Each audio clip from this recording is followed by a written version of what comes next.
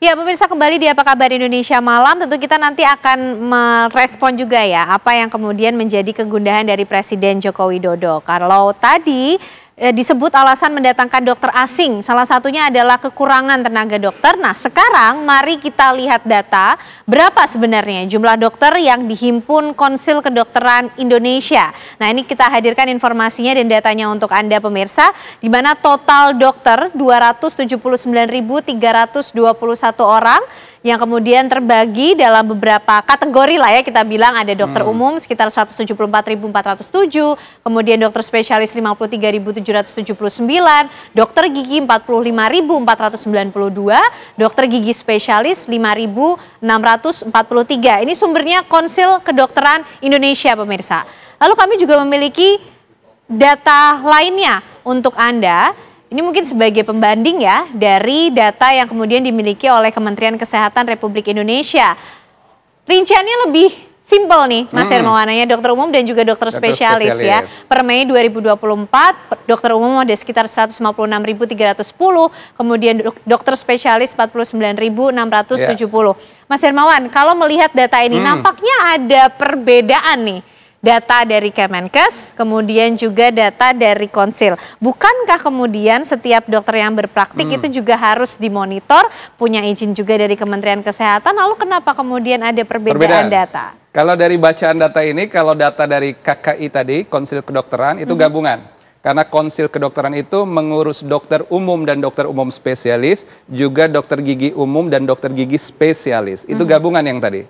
Kalau yang ini hanya berkaitan dengan dokter umum rasanya dan dokter umum spesialis. Nah, itu satu. Yang kedua, perbedaan Kemenkes dengan KKI itu pada aspek registrasi. Nah, terutama dokter itu ada yang baru lulus, transisi, ada yang sudah license base atau yang terdapat izin praktek resmi dan tidak. Jadi boleh jadi pada aspek itu. Nah, tapi kalau kategorisasi kita di sini kelihatannya hanya yang dibaca dokter umum saja, makin aneh. Hanya saja ini kan seperti piramida. Semakin spesialistik dan subspesialistik atau SP2 kita menyebutnya, itu akan lebih mengecil seperti piramida. Karena juga tempat praktek dan kebutuhan penempatannya juga mengecil.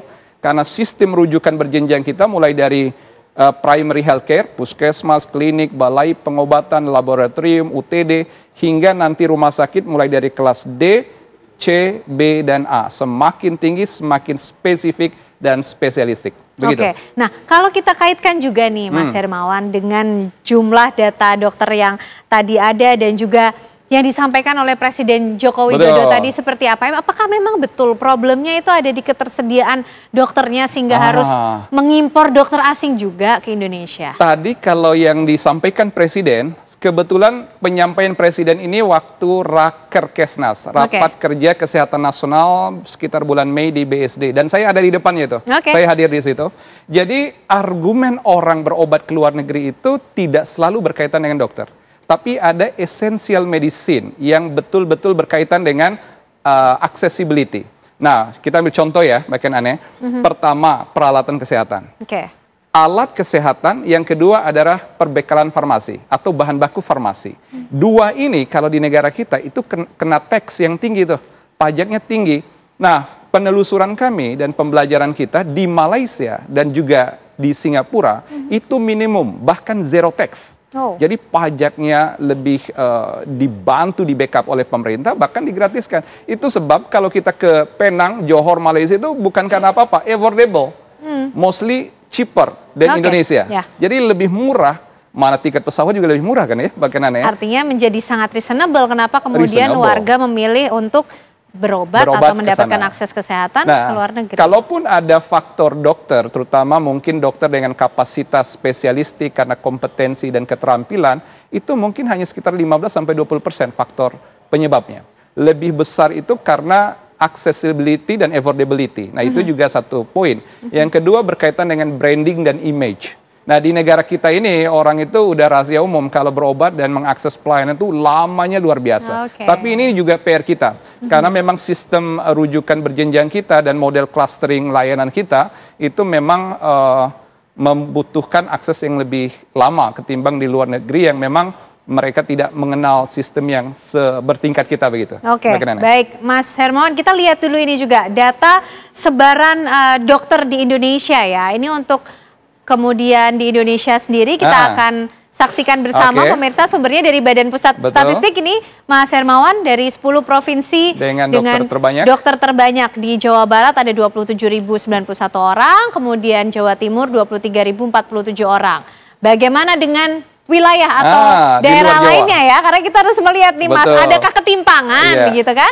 Di Jakarta 22.724 orang, kemudian di Jawa Tengah ada 18.143 orang. Sudah 4 provinsi artinya, masih ada 6. Sumatera, sekarang di Sumatera Utara ada 10.009 orang, dan juga di Banten ada 9.250 orang. Dan di Sulawesi Selatan kita bergeser keluar lagi 6.758 orang, serta di Bali ini ada 6.726 orang. Nah, kemudian di Provinsi Riau ada 5.011 orang, dan di Sumatera Selatan ada 4.769 orang. Ini mulai terlihat ya adanya perbedaan angkanya nih ya Mas. Nah, di saat 10 provinsi yang didominasi Pulau Jawa ini berlimpah jumlah dokternya, di Indonesia Timur situasinya justru berbeda. Masih berdasarkan data Badan Pusat Statistik pemirsa, ini terdapat 10 provinsi yang memiliki jumlah dokter terbatas. Kita coba cek, di Papua Pegunungan hanya sekitar 235 orang Mas. Kemudian Papua Selatan 308 orang. Luar biasa, jauh sekali, ini gabungan spesialistik ya. Betul. Tidak hanya satu spesialistik. Dan di Papua Barat Daya ada 385 orang, di Papua Tengah 412 orang pemirsa. Kemudian di Papua Barat ada 432 orang, dan di Sulawesi Barat ada 578 orang. Dari 20 ribuan di Pulau Jawa, Timur Indonesia hanya ratusan.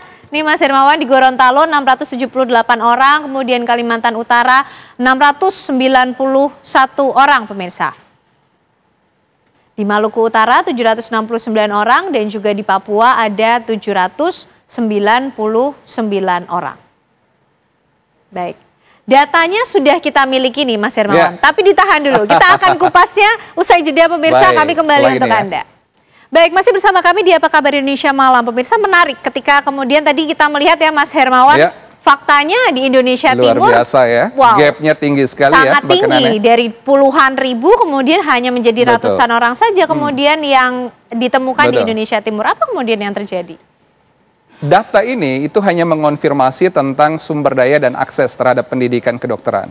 Mulai dari Jawa Timur, di situ ada Universitas Erlangga.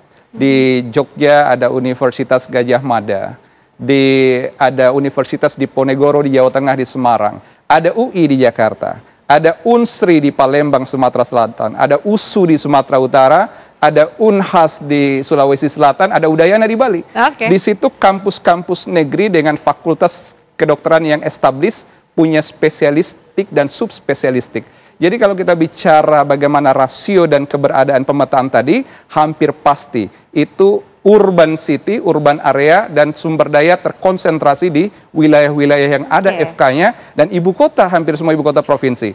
Berarti ada bacaan kita yang lain dari sudut pandang yang lain, tandanya upaya pemerataan kebutuhan layanan kita di wilayah-wilayah lain di Indonesia, macam di Papua, Maluku, Nusa Tenggara, Sulawesi, Kalimantan, itu relatif tidak berjalan dengan baik. Maka itu komitmen pemerintah melalui transisi kepemimpinan kita berharap ada semacam kemauan lebih untuk melakukan pemerataan dan juga membuka akses pendidikan agar spesialistik, subspesialistik ini juga bisa hadir di berbagai daerah-daerah di kita. Karena ini amanah konstitusi, Mbak Ne, bukan sekedar kemauan politik kita, tapi di UUD 1945, pasal 28 poin H ayat 1, konstitusi kita bernegara, setiap orang, nah ini terms awalnya adalah setiap orang berhak hidup sejahtera lahir dan batin, mendapatkan lingkungan hidup yang baik dan sehat, serta berhak memperoleh kesehatan, pelayanan kesehatan. Dan itu hak setiap orang. Satu orang di luar Pulau Jawa di wilayah timur Indonesia sama dengan berjuta orang di Pulau Jawa dan Sumatera. Ini makna yang harus kita kejar nanti di dalam model pendidikan dan juga task shifting yang harus kita dapat di negara kita, Mbak Nana. Oke, baik. Terima kasih Mas Hermawan Saputra. Malam hari ini kita sudah membahas mengenai bagaimana kemudian polemik wacana masuknya dokter asing ke Indonesia.